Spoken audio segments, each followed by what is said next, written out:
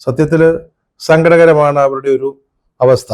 നമ്മളിപ്പോൾ അതേപ്പറ്റി സംസാരിക്കാനിരിക്കുമ്പോൾ എൻ്റെ മനസ്സിൽ വരുന്ന ഒരേ ഒരു ആഗ്രഹം, CPIയെ കുറിച്ച് അതിരുവിട്ട വാക്കുകളൊന്നും പറയാൻ ഇടവരരുതേ എന്നുള്ളതാണ്. കാരണം പറഞ്ഞല്ലോ, മാന്യതയുള്ളൊരു പാർട്ടിയാണ്. അവിടുത്തെ നേതാക്കന്മാരുമായിട്ടൊക്കെ നമുക്ക് നല്ല സൗഹൃദ ബന്ധങ്ങളുണ്ട്.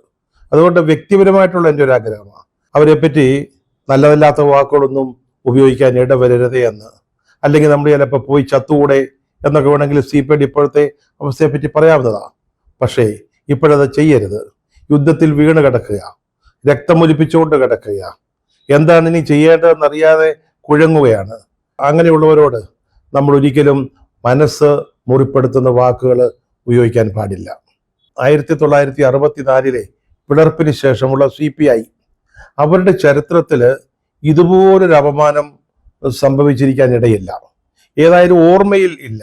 അംഗബലത്തിൽ കുറവായിരുന്നു. നിയമസഭയിലാണെങ്കിലും പാർലമെന്റിലാണെങ്കിലും അവർ CPMന് വളരെ താഴെയായിരുന്നു. പക്ഷെ ഒരിക്കലും അവരുടെ അന്തസ് കളഞ്ഞു കുളിച്ചിട്ടില്ല. അവരെപ്പോഴും അക്കാര്യത്തിൽ ഒരുപടി മുകളിൽ നിൽക്കുമായിരുന്നു. ഇപ്പോഴത്തെ അവസ്ഥ എന്താ? വീണിതല്ലോ കിടക്കുന്നു ധരണിയിൽ ശോണിതവും അണിഞ്ഞയ്യോ എന്ന് വേണം അവരെ പറ്റി നമുക്ക് പറയാൻ പറ്റുക.